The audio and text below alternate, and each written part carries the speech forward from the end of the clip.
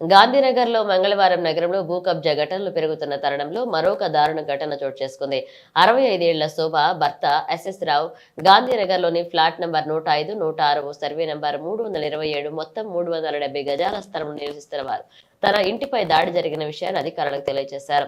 భూ కబ్జాదారుల అరాచకం, తీవ్ర దాడి, ప్రాణహాని, బెదిరింపులు. మంగళవారం మధ్యాహ్నం 3 గంటల సమయంలో షాబుద్దీన్ కోడలు మహమ్మద్ నహీమా, ఊనీసా బేగం మనమడు షేక్ ఆసిఫ్ కలసి శోభా గారి ఇంటిలో అక్రమంగా చొరబడి తీవ్ర దాడికి పాల్పడ్డారు.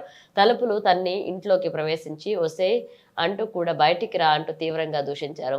శోభా గారిని మరియు ఆమె మనవరాలని బలవంతంగా బయటికి లాగేందుకు ప్రయత్నిస్తూ నిన్ను చంపి ఈ స్థలంలో పాతి పెడతా అంటూ భయపెట్టారు. సాక్ష్యంగా ప్రజలు వీడియో తీగ రికార్డుతో ఆధారాలు. శోభా గారి అరుపులు విన్న చుట్టుపక్కల ప్రజలు అక్కడికి చేరుకున్నారు.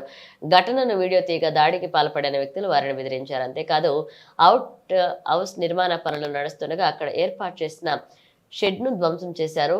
హైకోర్టు ఆర్డర్ను పట్టించుకునే దుండగులు ఆస్తి ధ్వంసం చేశారు. శోభా గారి ఇంటికి హైకోర్టు ఇచ్చిన ఇంజెక్షన్ ఆర్డర్ ఉన్నప్పటికీ మరియు current meter, municipal tax, water connection ఉన్నప్పటికీ ఇంటి చుట్టూ అనుమానాస్పదంగా తిరుగుతూ మళ్లీ దాడి చేస్తామంటూ భయపెడుతున్నారు. పోలీసులు కలగ చేసుకోవాలని, న్యాయం చేయాలని వేడుకుంటున్నారు. బాధితురాలు దాడికి పాల్పడిన మహమ్మద్ షేక్ ఆసిఫ్, మహమ్మద్ నాయమా, ఉనీసా బేగం వీరిపై కఠిన చర్యలు తీసుకోవాలని శోభా గారు పోలీసులకు, సంబంధిత అధికారులకు విజ్ఞప్తి చేశారు. మాదే మరి ఇళ్ళకి ఎందుకు వస్తున్నావు?